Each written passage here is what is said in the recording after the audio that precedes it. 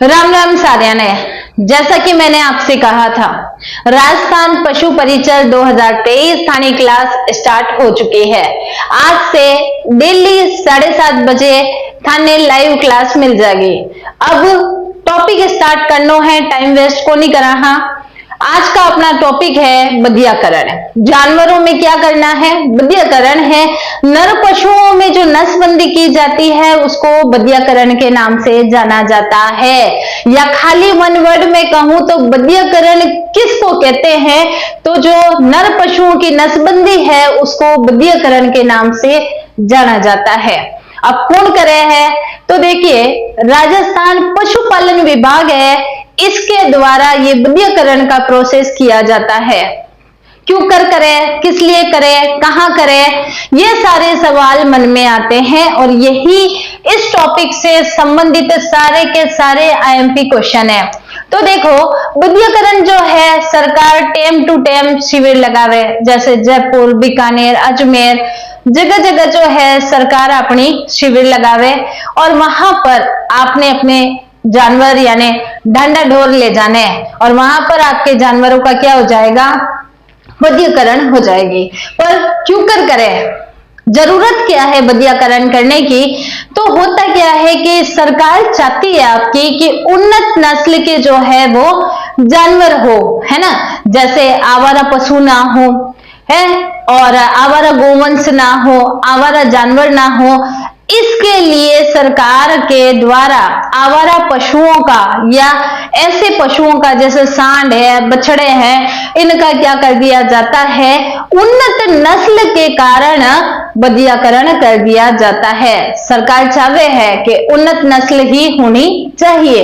इसके लिए सभी आवारा पशु सांड वगैरह का बधियाकरण कर दिया जाता है। बकरी का भी होगा, सुअर का भी होगा, भेड़ का भी होगा, सबका बधियाकरण जरूरी है।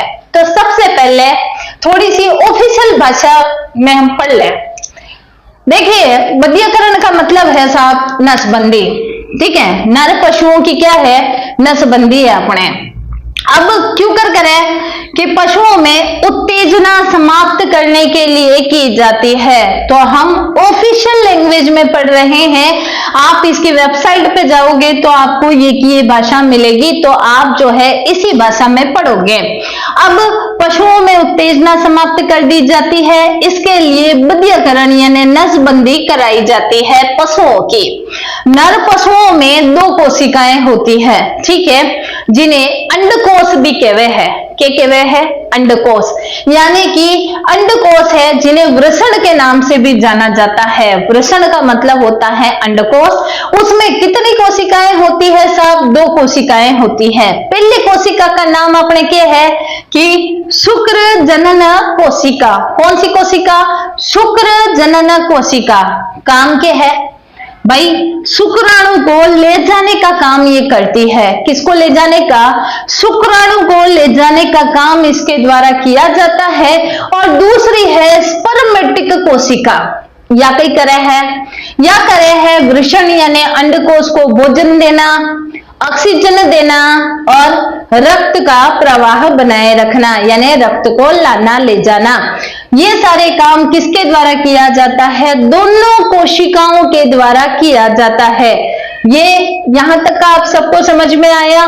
बधियाकरण का मतलब है नसबंदी। नर पशुओं में उत्तेजना को समाप्त करने के लिए की जाती है। सरकार जो चाहती है कि भैया उन्नत नस्ल के ही पशु या जानवर हो, उसके लिए जो आवारा पशु होते हैं, जानवर होते हैं, उन सभी को पकड़ के उनका बधियाकरण यानी नसबंदी कर दी जाती है। अब बधियाकरण जो है इसकी प्रक्रिया के उद्देश्य होवे है। क्या, क्यों, किस लिए किया जाए है और उद्देश्य क्या है? तो देखिएगा, जो निम्न स्तर के पशु होवे है ना, निम्न स्तर के जो पशु वंश है, तो उसका क्या किया जाता है कि उससे असक्षम संतान, यानी कि निम्न स्तर के जो पशु हैं उनकी संतान है वो क्या होती है? ज्यादा यूजफुल नहीं होती है, सक्षम नहीं होती है। जो सक्षम नहीं होती उसे असक्षम कहते हैं। ऐसी संतान उत्पत्ति को रोकने के लिए जो है वो बधियाकरण का कार्य किया जाता है, जो कि मोस्ट इंपॉर्टेंट होता है। और क्या है, अब है कि जिनका बधियाकरण हो जाता है, ऐसे जानवर कैसे होते हैं, है ना, कैसा उनका स्वभाव है, कैसे बैठे हैं, कैसे उठे हैं, कैसे रहे हैं बधियाकरण वाले। तो देखिए, बधियाकरण वाले जो जानवर होते हैं बड़े भोले भाले सीधे होते हैं, एक कोने में बैठे रहते हैं, दुनिया से कोई लेना देना नहीं है, अपने संन्यास जो है वो जीवन में धारण कर चुके होते हैं, मतलब एक्टिव नहीं होते हैं, वो आराम से रहते हैं, सीधे साधा जीवन जीते हैं, यानी सिंपल जीवन उनका जो है एक तरीके से पहचान है।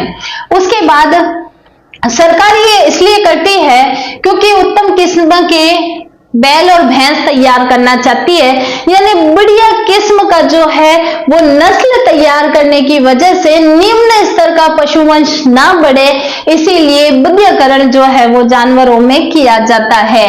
अब देखिएगा, जैसे बकरों में बधियाकरण का क्या असर होता है, तो होता क्या है कि जिन जानवरों का बधियाकरण कर दिया जाता है उनका मांस बढ़ जाता है। मांस जो होता है ना वो काफी हैवी हो जाते हैं, वो हैवी हो जाते हैं। तो सबसे बढ़िया उदाहरण किसका है साहब, बकरे का। आपने देखा होगा कि जो बकरा होता है उसका, जिसका मांस सबसे ज्यादा होता है ना, बकरा ईद पर उस बकरे को ज्यादा खरीदा जाता है ना। जितना हैवी बकरा उतना बढ़िया उसका मांस होगा, और बकरा ईद पर उसके लिए काफी ज्यादा जो है वो पैसे दिए जाते हैं। 1-1, 2-2 लाख रुपए के भी बकरे होते हैं। तो वो क्यों होते हैं, क्योंकि उनका वजन बढ़ जाता है, उनका मांस काफी ज्यादा होता है।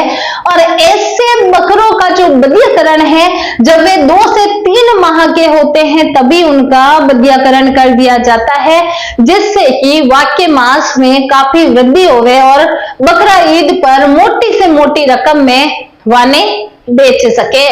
तो बधियाकरण जो है वो निम्न स्तर के पशुवंश को रोकने के लिए, अक्षम्य संतान उत्पत्ति को रोकने के लिए, इसमें पशु सीधे साधे हो जाते हैं, अच्छी किस्म की जो है बैल और भैंस की नस्ल हो, इसलिए बधियाकरण कर दिया जाता है, कृषि कार्यों में प्रयोग किया जाता है। और जिनका बधियाकरण होता है उनका मांस काफी ज्यादा बढ़ जाता है। उदाहरण के लिए बकरा ही ले लो, अपने बकरा ईद में खरीदते हैं, जिससे कि उसका मांस काफी ज्यादा बढ़ता है। और जिस बकरे का मांस काफी ज्यादा होता है, फिर भी बकरा जो है वो बकरे ईद पर काफी अच्छी मोटी रकम में बिकता भी है। और बकरे का जो बधियाकरण है वो 2 से 3 माह का जब वो होता है तभी कर दिया जाता है। बधियाकरण की जो पहली विधि है उसका नाम है शल्य चिकित्सा। शल्य चिकित्सा विधि कहूं, चाहे इसको जो है खुली विधि कहूं, खुली विधि, या फिर इसमें क्या होता है, चीरा भी लगता है, चीरा विधि भी इसको कह सकते हैं।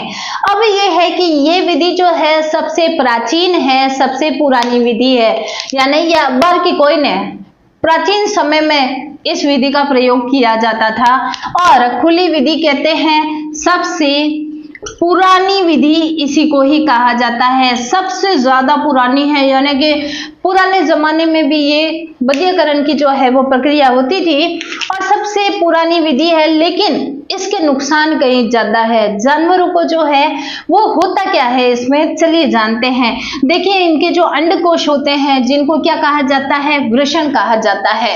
वृषण के ऊपर जो मोटी चमड़ी होती है, चढ़ी हुई जो चमड़ी होती है, जिसे स्क्रोटम कहते हैं। क्या कहते हैं, स्क्रोटम कहते हैं। देखो, ये भी मैं स्क्रोटम इसलिए लिख रही हूं, कभी आपसे पूछ ले कि स्क्रोटम है क्या, तो जो वृषण होते हैं, वृषण के ऊपर जो चमड़ी होती है, इसे स्क्रोटम कहते हैं। उस स्क्रोटम के द्वारा इनके जो अंडकोश है वो निकाल दिए जाते हैं, जिससे क्या होता है, चीरा लगा के निकालते हैं। उससे क्या होता है, सब घाव हो जाता है। अब चीरा लगेगा तो घाव तो होगा। अब घाव हो रहा है तो बेचारा ने क्या होगा, दर्द भी होगा। दर्द होगा तो क्या निकलेगो, खून निकलेगो। यानी बड़ी पीड़ादायक जो है ये विधि है। इसमें बेचारे जानवरों को दर्द होता है, काफी घाव हो जाता है। एंटीसेप्टिक देने से फिर ठीक भी हो जाते हैं, लेकिन ये दर्द काफी समय तक बना रहता है। इसीलिए अभी वर्तमान में इस विधि का प्रयोग कोनी कियो जावे। इस विधि की जगह एक बढ़िया विधि है जिसका प्रयोग किया जाता है, यानी वर्तमान में इस पुरानी शल्य चिकित्सा विधि का प्रयोग नहीं किया जाता है। 99.99% नहीं करते हैं, 1% कहीं करते हो तो करते हो, अदरवाइज इसका यूज नहीं होता है। दूसरी फेमस विधि का नाम है बार्डिजो-कोस्ट्रेटर विधि। देखो था सभा ने मालूम है कि आ विधि सर्वाधिक प्रचलित विधि है, यानी ये सबसे ज्यादा फेमस विधि है। अभी प्रेजेंट में पशुपालन विभाग के द्वारा इसी विधि का प्रयोग करके बधियाकरण की प्रक्रिया की जाती है। आ विधि में क्या है कि देखो प्रचलित है, मतलब फेमस विधि है और हर किसी को पता है। अब इसमें जो जानवर होते हैं वो 6 माह के जानवरों के शुक्र कार्ड को क्या कर दिया जाता है, नष्ट कर दिया जाता है, यानी 6 महीने के बच्चे के ही शुक्र कार्ड को नष्ट कर देते हैं, ताकि एक तो उनकी नसें कमजोर होती है, नरम होती है, दूसरा वे आसानी से आपके कंट्रोल में आ जाते हैं। इसीलिए 6 माह के जो टाबर हैं वो टाबर का क्या कर दिया जाता है, बधियाकरण कर दिया जाता है। और क्या होता है साहब, इसमें दर्द होता है, खून आता है कि नहीं आता है ना, और कितनी ज्यादा ये जो है वो पशुओं को दिक्कत वाली है। तो देखिएगा इसमें खून को नहीं आवे है ना, रक्त नहीं आता है, खून को नहीं आवे है। इसमें क्या होता है, जो अंडकोश है उसके ऊपर जो मोटी चमड़ी होती है, जिसको अभी मैंने बताया था, क्या बताया था, स्पर्मेटिक है ना, तो ऊपर की जो चमड़ी है उसको स्पर्मेटिक कोड कहते हैं। उस स्पर्मेटिक कोड को एक यंत्र होता है जो अपने संडासी होती है ना, संडासी यानी जिसको आप क्या कहते हो, जो एक और भाषा में कहते हैं ना पकड़, संडासी जो चाय की वाई की भगुनी पकड़ते हैं, उसी टाइप की होती है, पिलार वगैरह टाइप का एक यंत्र होता है। उससे क्या किया जाता है, स्पर्मेटिक कोड को जो है वो, यानी जो अंडकोश होते हैं उनको दबा दिया जाता है। अब उनको दबा दिया जाता है जिससे क्या होता है, खून का प्रवाह बंद हो जाता है और कुछ समय बाद जो है ये आपे आप ही सूख जाते हैं, और आपे आप ही सूखने के बाद जो है यानी बधियाकरण जो है इनका हो जाता है। इस तरीके से बार्डिजो-कोस्ट्रेटर विधि का प्रयोग किया जाता है। तीसरी विधि का नाम है रबड़ के छल्लों द्वारा, या जिसको रबड़ रिंग विधि के नाम से भी जानते हैं। अब देखो आ विधि पश्चिमी देशों में फेमस है ना, अपने भारत में तो कौन सी है, बार्डिजो है, पर पश्चिमी देशों में रबड़ के छल्लों के द्वारा ही बधियाकरण करते हैं। अब 1 से 2 माह का क्या होता है, बछड़ा होता है, 1 से 2 माह के बछड़े के ऊपर ही इस विधि को कर देते हैं। अब इसमें क्या होता है, एक रबड़ होता है, मजबूत होता है, लचीला होता है, रिंग टाइप होता है, और स्पर्मेटिक जो इनका कोड होता है उस पे रबड़ के छल्लों को मजबूती से बांध दिया जाता है। सेम बार्डिजो विधि की तरह ही होता है, फर्क इतना है कि उसमें एक लोहे की पकड़ टाइप होता है, इसमें रबड़ की रिंग्स होती हैं, उन्हें दबा दिया जाता है जिससे इनके वृषण जो है वो दब जाते हैं, खून का प्रवाह जो है वो रुक जाता है और वो भी सूख जाते हैं, और इसके द्वारा जो है वो पश्चिमी देशों में बधियाकरण का काम किया जाता है। ऐसे सांड जिनका बधियाकरण हो जाता है उन्हें किस नाम से जानते हैं, उन्हें टीजर वूल के नाम से जाना जाता है। तो यह बात इंपॉर्टेंट है, टीजर वूल किसे कहते हैं, तो जिनका बधियाकरण हो जाता है उन्हें टीजर वूल कहते हैं। और जो टीजर वूल हो जाता है तो पता कैसे चलेगा पशुपालन विभाग को, क्योंकि पशुपालन विभाग भी तो आवारा पशुओं को पकड़ता है। ऐसे में क्या पता किसी पशु का दोबारा बधियाकरण हो जाए, दोबारा बधियाकरण का मतलब है कि उसको पकड़ लिया जाए, मेहनत भी हो, इसीलिए जिसका बधियाकरण कर दिया जाता है ऐसे सांडों को पहले तो टीजर वूल कहते हैं, दूसरा नीली स्याही का प्रयोग किया जाता है, नीली स्याही का प्रयोग करके जांच की जाती है। अब क्या होता है, जैसे ये तो हो गया साहब कि जिनका बधियाकरण हो गया है उन्हें टीजर वूल कहते हैं, लेकिन जब गायें होती हैं, जब उनका ऋतु समय चल रहा होता है, ऐसे में 10 गायों पर एक टीजर वूल दे दिया जाता है। 10 गायों पर क्या होता है, एक टीजरबुल सांड होता है। ठीक है, तो यह आपको ध्यान में रखना है कि 10 गायों पर क्या होता है, एक टीजर सांड होता है, एक टीजर सांड होता है। ये बात आपको ध्यान में रखनी है कि जब उनका ऋतु समय चल रहा होता है तो जांच के लिए 10 गायों पर एक टीजर सांड दे दिया जाता है। अब बात करेंगे कि कौन से पशु का किस आयु में जो है वो बध्यकरण किया जाता है। जैसे गोवंश की बात करेंगे तो 1 वर्ष के बाद, या यूं कहें कि 8 से 10 सप्ताह में जो है इनका बध्यकरण कर दिया जाता है। भैंस 1 वर्ष बाद या 12 सप्ताह, भेड़ 28 दिन या 2 सप्ताह। ये दोनों ही सही है। ये पूरा चार्ट जो है आपके लिए मोस्ट आईएमपी है, आप इसको ध्यान से देख लेना, नोट्स बना लेना।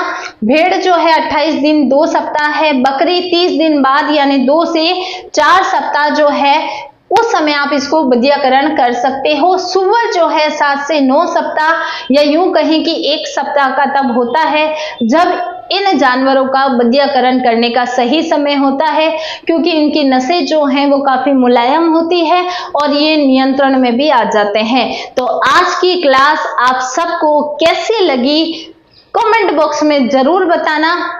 नेक्स्ट क्लास ठीक 7:30 बजे आपके लिए आ जाएगी।